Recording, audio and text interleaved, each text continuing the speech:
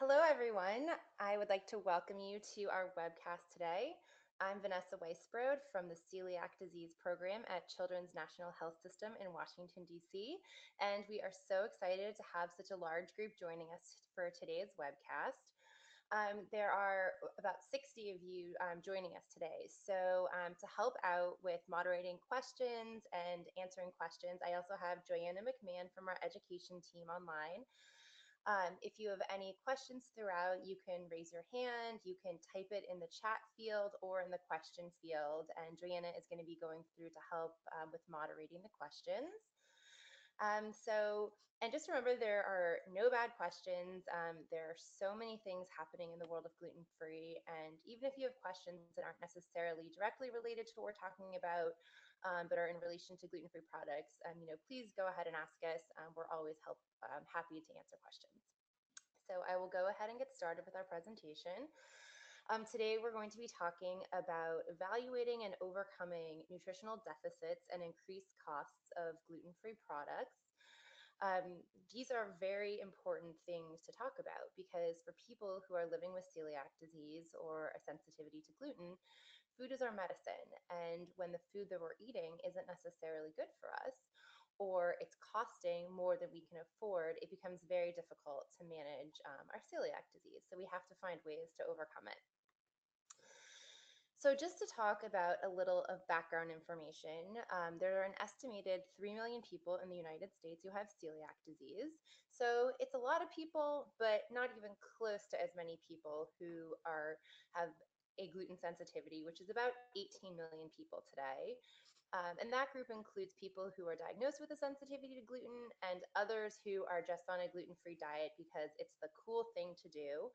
And there are perceived health benefits from the gluten-free diet, which in some cases might be true, but in others is not. The gluten-free marketplace is expanding rapidly, and it is expected to top $33 billion by 2025. This is a huge marketplace.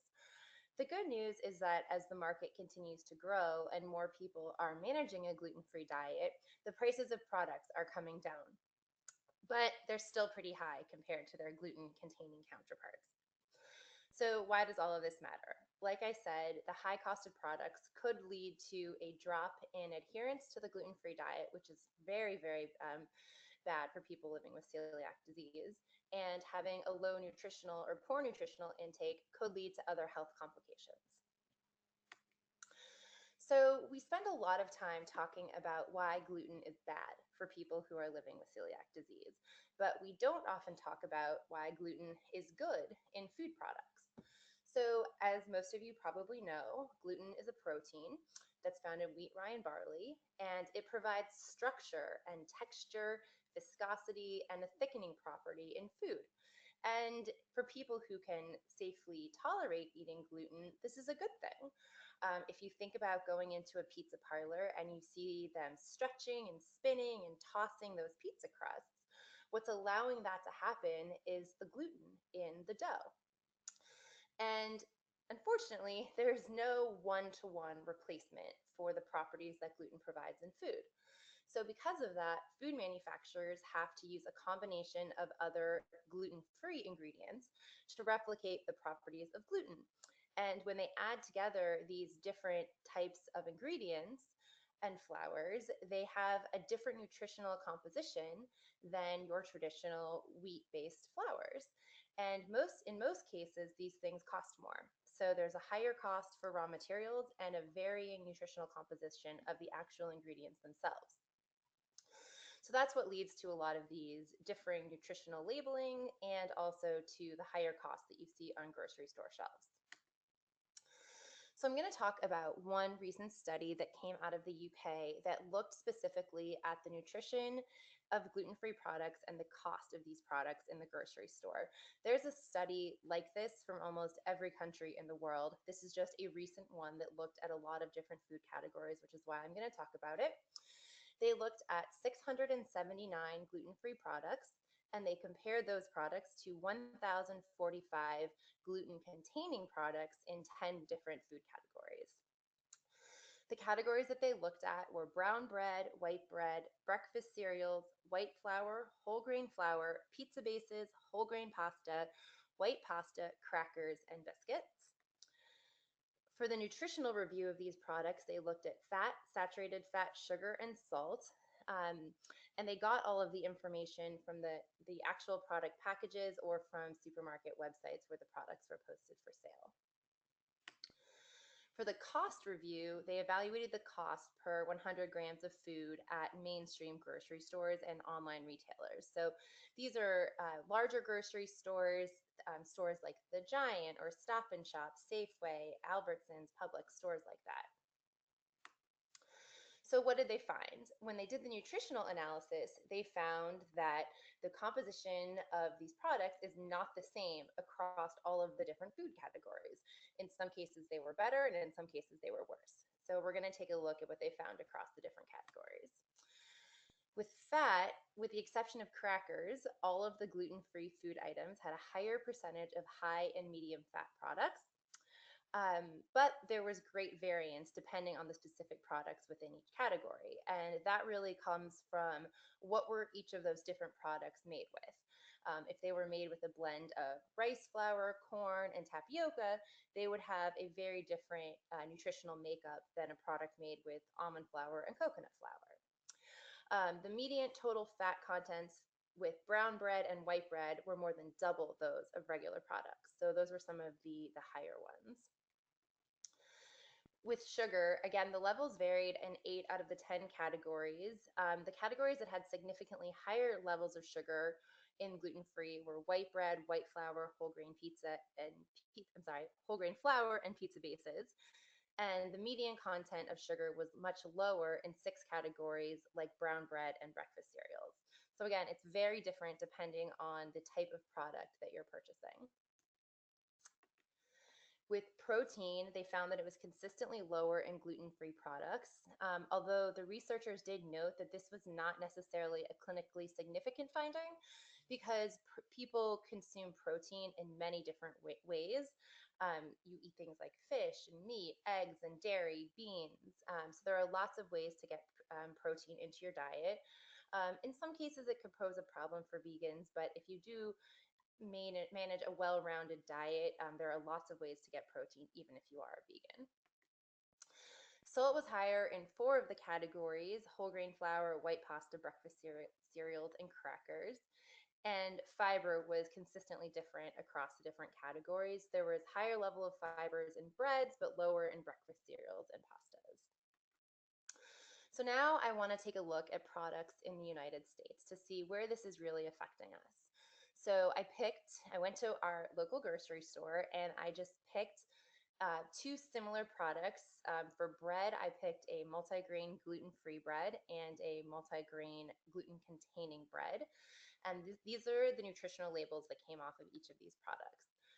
If you look at the total fat in each, the gluten-free has 3.5 grams compared to only 2 grams. For dietary fiber, the gluten containing has 3 grams compared to less than 1 gram for the gluten free. So, whereas the fat, there is more fat in the gluten free than in the gluten containing. With fiber, it's the reverse. The gluten free one has significantly less compared to the gluten containing. So, we would rather have more fiber than less fiber.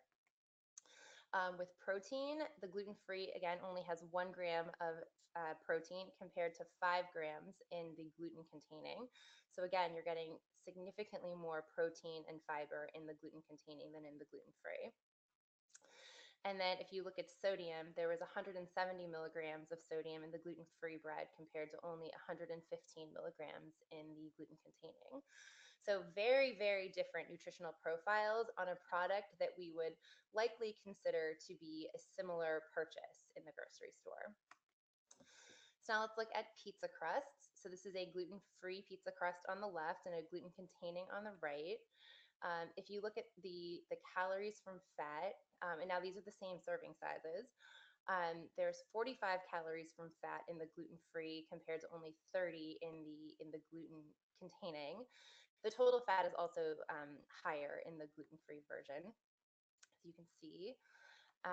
When we go down to total carbohydrates, it's not a huge difference, but there is slightly more carbohydrates in the gluten-free version. And then when we get to the sugars, here's a big difference: 5 grams in the gluten-free version compared to less than 1 in the gluten-containing. And again, a slight difference in protein as well: 4 grams in the gluten-free compared to 6 grams in the gluten-containing. Now, this is a gluten-free pasta, so the same company makes a gluten-free version and a gluten-containing version. The font on their labels was very tiny, so I highlighted in the same colors the different categories. So you can see that they have the exact same amount of calories in the gluten-free compared to the gluten-containing. However, when you look at the fat calories, there are 10 in the gluten-free compared to only 1 in the gluten-containing. So a big difference there.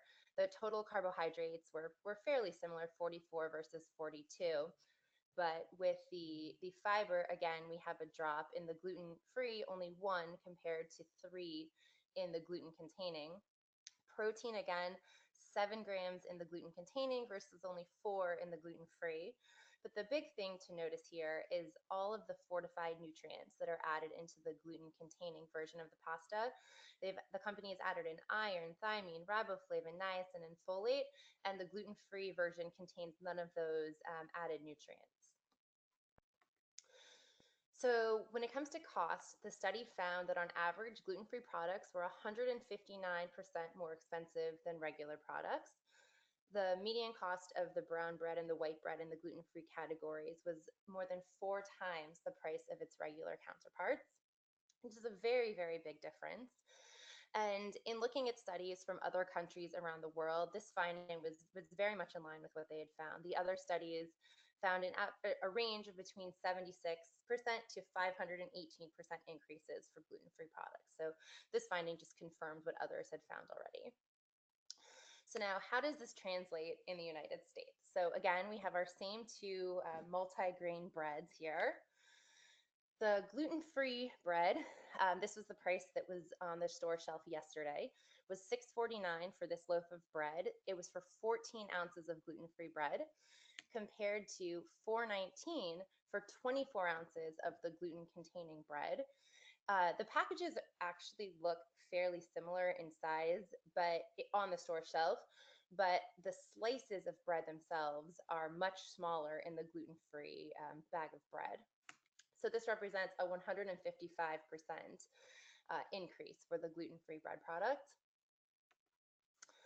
For the pizza crust, so it was actually equal amounts of crust that you were getting here. So 2 thin crusts for each. The gluten-free was $5.49 yesterday, compared to $2.67 for the gluten-containing crust, which represented a 205% increase for the gluten-free crust. Now with the pasta, the gluten-free was $2.39 for 12 ounces of gluten-free pasta. So that's a smaller box than the gluten-containing pasta, which was 16 ounces, and that was only $1.33. So again, over 200% difference in the cost of product. So how do we use this information?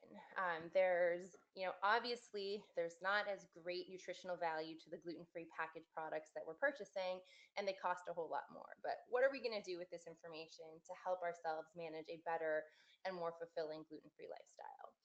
So when it comes to the nutrient differences, the higher fat content just might be inevitable because of the varying nutritional compositions of the alternative grains that are being used. So things like almond flour, coconut flour, brown rice flour, white rice flour, buckwheat flour, quinoa flour. I'm going to go through a comparison of all the different nutrients of gluten-free grains in just a minute. But we might not be able to fully overcome this just based on the raw ingredients. But some things that you can do are look at food labels very carefully and choose the processed foods that use better for you ingredients and meet your own nutritional goals. Now, how do you set nutritional goals? The best answer is to work with a skilled dietitian. In almost every city in the country, there are now celiac programs that have dietitians, and I would strongly urge you that if you have never met with a dietitian, that you do that, just to make sure that you're getting the right nutrients in your diet. You can also rely more heavily on naturally gluten-free foods, things like fruits and vegetables, whole grains like quinoa, dairy, and lean proteins. And this will help to cut down on the higher fat content in some of the processed foods. You can also make your own baked goods or processed foods at home so that you have more control over what the ingredients are that are being used. I'm going to talk a little bit about using alternative fats in your baking, things like avocado, Greek yogurt, and applesauce, and also olive oil. You could consider using less sugar or, in some cases, sugar alternatives. And you can easily reduce the amount of salt in the foods that you're making at home. So now this is the flour nutrition comparison chart.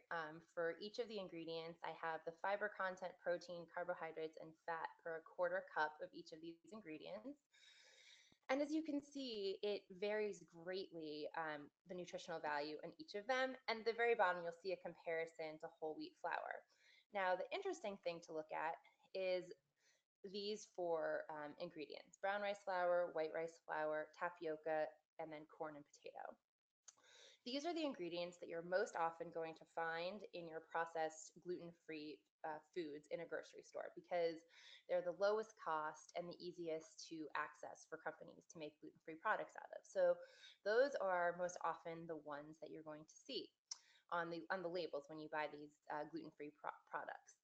Now, for all of these, the nutritional value is significantly lower. Oh, I'm hearing that people are unable to hear me. Joanna, will you let me know if you can hear again?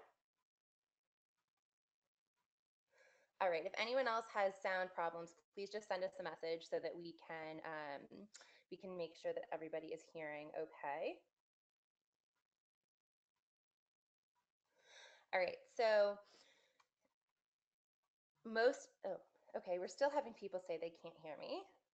So we're gonna just try and fix this one more time. All right, is that better? All right, others are saying, some people are saying they can hear me and some cannot. Please continue to message Joanna if you cannot hear me. So as I was saying, these products that are most commonly used in gluten-free products have far lower nutritional value than the whole wheat flour would. So it's important to look at these labels and make a good decision about what you want to eat. There are lots of alternative products that are made using things like almond flour and coconut flour, especially for patients who are looking for diets that are friendly for both type 1 diabetes and celiac disease. Almond flour and coconut flour are lower on the glycemic index. They have higher protein and fiber in them and lower carbohydrate counts. So, it's important to look at all of the different ingredients that a gluten-free product is made from and to make a decision whether or not you think it's nutritionally sound for your diet. Now, I'm not saying that you should not buy products that are made from these brown rice, white rice, tapioca, corn, and potato flours because a lot of them taste great and work wonderfully for our gluten-free diet. So you shouldn't eliminate them entirely just because they're not necessarily as nutritious as a gluten-containing counterpart, but you might think about eating them more in moderation or supplementing them with other items.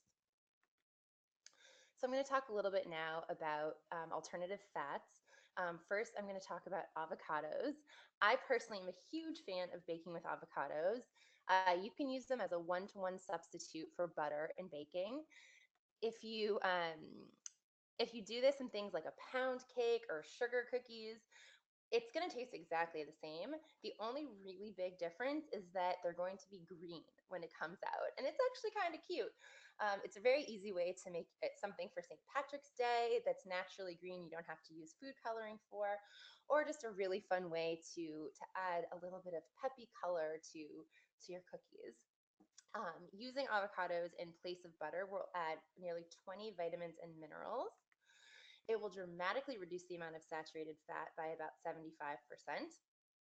And because avocados have a very high water content, it keeps everything very moist and soft and chewy instead of dry and crumbly, which is how many people tend to describe some gluten-free products. So avocados are a really, really great substitute for butter, and I would definitely encourage you to try them out. If you're a little hesitant about using all avocado in place of butter, try doing half and half first. If it calls for 2 sticks of butter, do 1 stick of butter and a half a cup of avocado and just see how it goes and play around with it until you find a level that you're really happy with. So plain Greek yogurt is another one that I like to use all the time. I will typically replace a half a cup of Greek yogurt and a half a cup of oil. So if it called for 1 cup of oil, I do only a half cup and then a half cup of Greek yogurt. You could do it all the way, but I think it's better doing it half and half. Again, it will keep baked goods very soft and moist. So when I've given a similar presentation in the past, we got loads of questions about why Greek yogurt is different from regular yogurt. So I just want to talk about that really quickly. It's made by straining the yogurt to remove the whey off the top. And what this results in is a much more solid yogurt that has less sugar, fewer carbohydrates, and more protein. So nutritionally, it's definitely better for you and will add a lot of nutrients into your baked goods. And again, it has twice the protein of your regular yogurt. The one thing to note is that you should always use a plain Greek yogurt because those that are flavored typically have added sugar in them, which would negate the reason for using it as a replacement. And like I said, again, you could replace it a 1-to-1 ratio, but I really believe the best outcome is when you do half and half. Now, olive oil. So 1 tablespoon of olive oil contains just 1.8 grams of saturated fat compared to 7.2 grams in just 1 tablespoon of butter. So there is a huge difference in the nutritional quality of olive oil compared to butter. So replacing some of the butter with olive oil will definitely help cut down on saturated fat. Extra virgin olive oil is the most pure and unrefined version.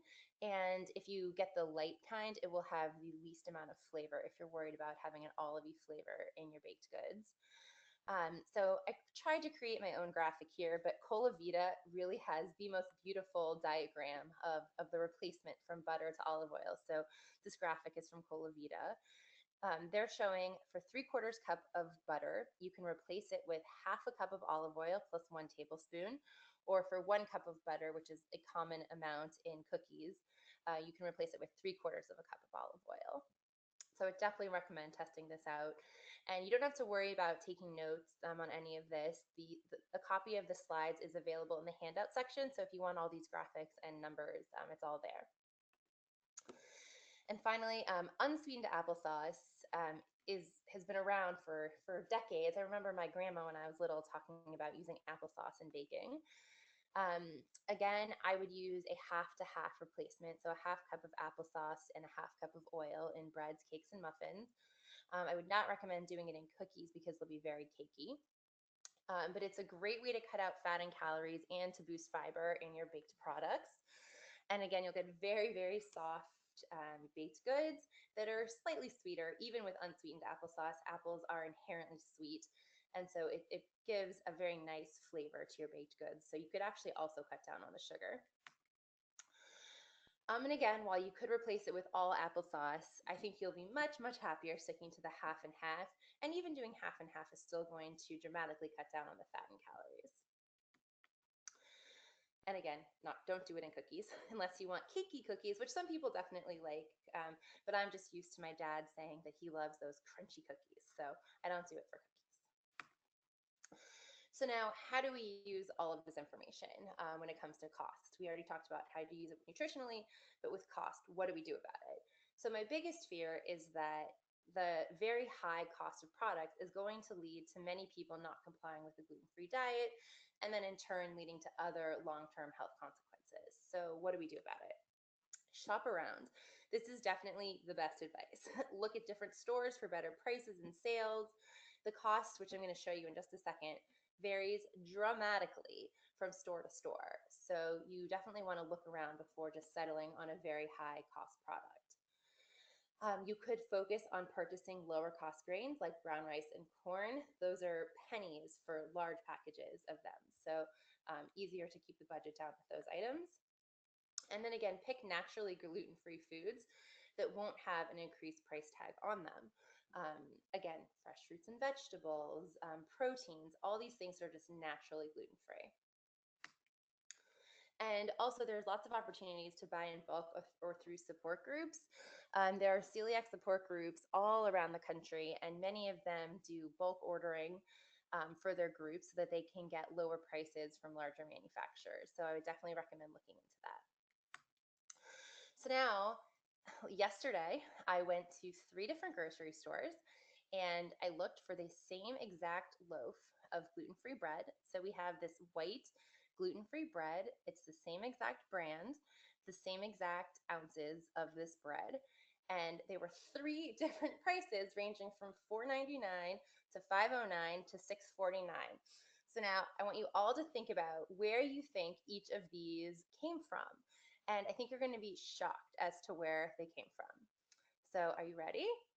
Here we go. I was stunned. I just, you think Whole Foods, it's more expensive, everything is going to be more there. But actually, the bread at Whole Foods was $1.50 cheaper than it was at some of the other grocery stores. So, these prices may not be the same tomorrow or next week, so it's important to always be searching around to see where the lower cost items are that week. Read the coupon booklets that come in the mail. Check online. Almost all of these stores have online delivery services now where you can look at what the prices are for that day. So I would definitely recommend looking online before you go purchase these products. Um, if you see that some of your favorite products are on sale, think about stocking up on them in advance so that you have, lots of loaves of bread in your freezer. Because if you think about it, $1.50 for one loaf, over several loaves of bread, that really does add up quickly. So it might be worth considering buying in bulk. So what are the takeaway messages from today's presentation? The nutrition of gluten-free products varies dramatically from their gluten-containing counterparts. In order to overcome this, we really need to read labels carefully and make informed decisions about the processed food that we eat, that you or your child will eat, and really just think about the nutrition of what's going into your mouth. We spend a lot of time thinking about making sure that the products we're eating are safe and gluten-free and produced in a way that's safe for our diets, but we spend considerably less time thinking about what actually goes into those products. So I would encourage you to spend a few extra minutes thinking about what's in the products that you're actually eating. Increased cost can be a major barrier to successful management of the diet, so we want to look for lower cost alternatives, buy in bulk, or shop around to find the best deals on these products. So at this point, I'm going to turn it over to questions. So you can go ahead and type them in and we will start answering them.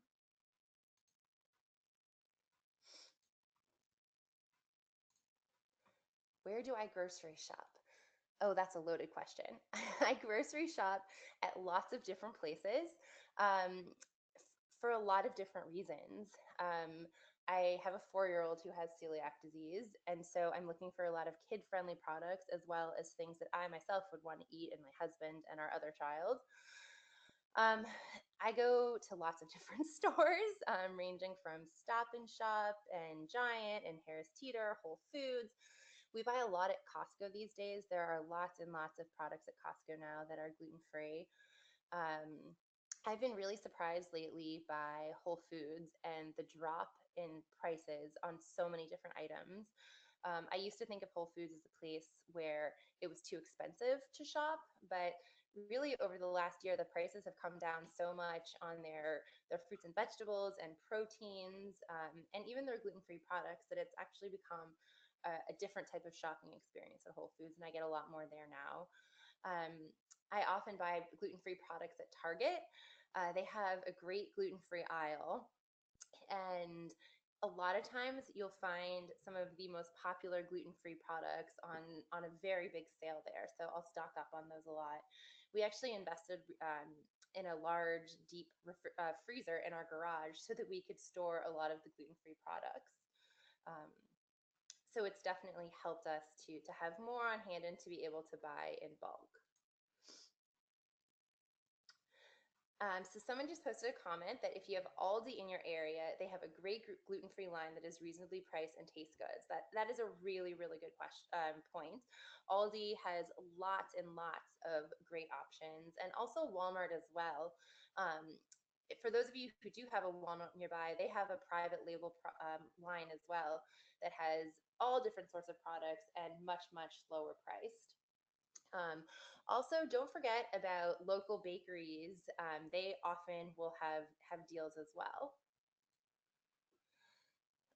Okay, so we have another question. When going to a restaurant, I'm having a hard time trusting that they're being honest about what is gluten-free and about cross-contamination. I have celiac, so it seems risky and almost not worth going. Any tips? So dining in restaurants is definitely always taking a risk. Um, but I would encourage you to just do your research ahead of time and ask a lot of questions when you get to the restaurant. Everyone has to make their own choice about whether or not they feel safe dining in a restaurant. But at the end of the day, eating in restaurants and just eating in general is a very, very big part of our lives in the United States. It's part of what we do with friends and family. It's restaurants are places we go to celebrate and socialize. And so I would really encourage you to try and find restaurants where you can have conversations with them, where you feel comfortable about how they're handling the food. Because it can become difficult and feel very isolating to not be able to dine outside of the house. And if you do want extra help with this, we have lots of resources at our celiac program. If you download our digital app, we have a whole section on dining in restaurants, and I'll be sure and post the link in the follow-up email that goes out after today's session. You can download the app and you can take it with you to restaurants, and it has all the questions that you should ask in restaurants and what you can hope for the restaurant to be able to do in order to make a safe meal. Now, of course, I've been diagnosed with celiac for almost 15 years, and I ask a lot of questions when I go out to eat. And yes, there have been times where I've gotten sick and it's been uncomfortable and I've been really upset about it. But for the most part, I've been really lucky and safe and able to enjoy dining out in restaurants. So I would encourage you, not to get discouraged and to really try and work with restaurants. And there are restaurants all over the country that have great protocols on managing a gluten-free diet. There are lots of restaurants that have been trained by different nonprofits that are setting up their own corporate trainings to really try and make them safe places for people who have celiac disease. Okay. How careful should someone be with warnings on products? I bought some cold brew from Sam's Club and noticed a process in a facility that has wheat. Should I drink it or no? I avoid items with a warning if the lines are shared. So this is a great question. So when the food labeling laws changed in the United States and manufacturers became required to label the 8 most common allergens in food, what you also saw is that companies were all of a sudden labeling their products as this product may contain or is processed in a facility that processes wheat, dairy, eggs, soy, shellfish, fish, tree nuts, peanuts. So my favorite example of this are black beans. And I mean, coffee is another really good example. Um, these products are not made with any gluten-containing ingredients. But because a lot of the companies don't necessarily own the facilities in which they're being processed, they're uncomfortable having a label that says they're gluten-free or that there's no chance of wheat coming into contact with them. What I would recommend is just reaching out to the company and ask them how it's made. Um, if, for example, this Sam's Club cold brew coffee, call them and ask them, so the facility processes wheat, but where in the facility is that? Is it on the same exact line where the coffee is being produced? If it is on the same line, how is it washed in between?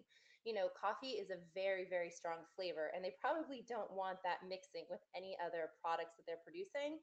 So I would be pretty shocked if they're producing another product on the same line as they're producing coffee on. So it would be a great conversation to have with them just to find out where exactly in the facility that wheat is and how it's being handled. And that the answer to that question is going to differ greatly with every single product. So it is a lot of work to be gluten-free and manage all of these different products that you might want to eat. But if it's one of your favorite things to have in your house, it's definitely worth taking the time to call the company and find out how it's processed. Do you trust eating processed foods not marked as gluten-free but appear to not have any gluten-containing ingredients?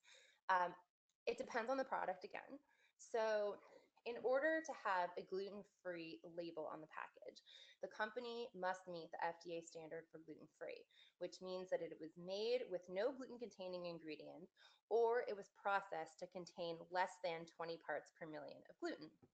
Now, in order to go through the testing and certification to put that gluten free stamp on it, it's very, very costly for companies. So, some companies that make a naturally gluten free product, for one that I hear about a lot, are like coconut chips. Um, there's no gluten containing ingredients. They're not manufacturing them in a place where there is gluten. So they're not going to the added expense to add gluten free to the label because they haven't gone through the process of testing it. So again, also another product that's very commonly not labeled as gluten-free are corn chips. So I would recommend if there is a product that's not labeled gluten-free, but it appears to not contain gluten, go to the company's website, see if they write anything about the products being gluten-free, because in many cases, they didn't go to the expense of putting gluten-free on the package, but they will post about their practices on the website, or again, call them, send them an email. Most of these companies get back to you pretty quickly when you reach out to them at customer service. So I would definitely recommend reaching out. And just for any product that you're not 100% certain of, reach out. In this picture that's on this last slide here, you see lots of different gluten-free products. So the Horizon organic cheese, for example, there is no gluten-free label on that package of string cheese, but it has no gluten-containing ingredients in it. That would probably be a very safe one to purchase in the grocery store and feel confident eating at home. But again, if you want to double check, go to their website or call the company just to verify that you feel safe eating it. All right, so those were all the questions that we had submitted. So I'll give everyone just one more minute here to submit anything. And again, if you think of more questions later, or you have more questions about the nutrition or the cost of things, you can email me. My email is on the screen right now. It's vweisborough@childrensnational.org. And I will also be sure in the follow up email that you all get a link to download our app. It's completely free to use and just has lots of great information and videos, a podcast. Um, so, a very cool app to have on any smartphone. All right. Well, I want to thank everybody for joining us today. And again, if you have any questions, you can reach out at any time.